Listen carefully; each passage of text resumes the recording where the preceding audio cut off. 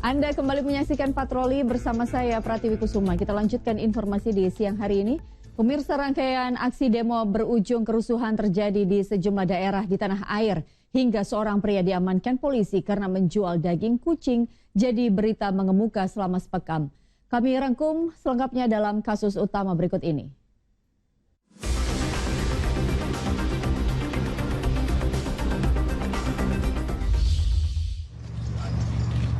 Polisi menangkap pria pramukantor yang menghabisi nyawa seorang karyawati di mes karyawan tempat keduanya tinggal di Kota Parepare, Sulawesi Tengah. Ia ditangkap di tempat persembunyiannya. Hasil penyelidikan, tersangka berniat meruda paksa, namun korban berteriak dan menendangnya. Panik ada perlawanan, ia menganiaya korban dengan senjata tajam hingga tewas. Wanita 41 tahun itu ditemukan temannya di sebuah kamar mes karyawan. Jasad korban tergeletak dengan luka di bagian leher. Atas perbuatannya, tersangka terancam pidana penjara 15 tahun. Rangkaian aksi kerusuhan Agustus lalu, perusuh melakukan perusakan di sejumlah titik di tanah air. Beragam fasilitas umum rusak, buntut tindakan di luar kendali sejumlah oknum. Seperti yang terjadi di depan Makobrimob Kuitang Senen, Jakarta Pusat, CCTV lalu lintas serta halte jadi sasaran perusakan. Fasilitas gedung di Mapolda Metro Jaya, gerbang tol, serta sejumlah fasilitas di sejumlah titik di Jakarta juga hangus terbakar. Buntutnya, lebih dari 100 orang ditetapkan sebagai tersangka dari beberapa wilayah hukum di Jakarta. Petugas gabungan juga melakukan patroli skala besar untuk menjaga ketertiban masyarakat.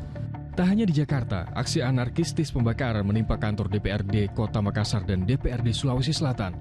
3 orang tewas dalam insiden kebakaran, sedangkan 7 orang lainnya terluka. Atas kejadian itu, polisi menetapkan 11 orang menjadi tersangka. 8 diantaranya merusak dan membakar DPRD Kota Makassar, sedangkan 3 lainnya untuk kasus perusakan dan pembakaran kantor DPRD Sulawesi Selatan. Ada pula 1 korban tewas di lokasi unjuk rasa lain yang dikeroyok massa yang tidak terkendali, sehingga total 4 orang meninggal dunia dalam kerusuhan saat unjuk rasa pada Jumat 29 Agustus lalu di Makassar.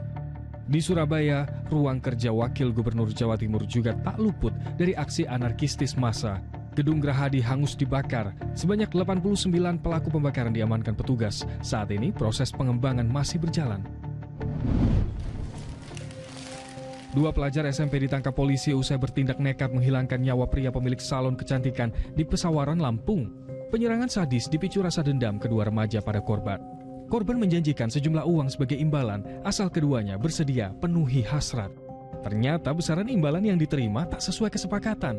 Polisi jerat 2 anak berhadapan dengan hukum menggunakan pasal 340 KUHP tentang pembunuhan berencana yang ancamannya sangat berat, yaitu pidana seumur hidup atau mati.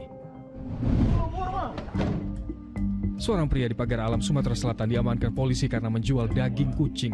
Tersangka mengelabui konsumennya dengan mengaku menjual daging kambing muda. Dari tangannya disita senjata tajam serta seekor kucing jenis Anggora yang akan dipotong.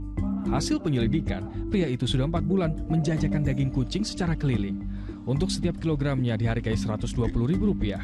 Seluruh kucing yang dijagal ia dapat dari mencuri dan mengambil di jalanan. Tersangka kini dijerat pasal berlapis dengan ancaman pidana 7 tahun penjara.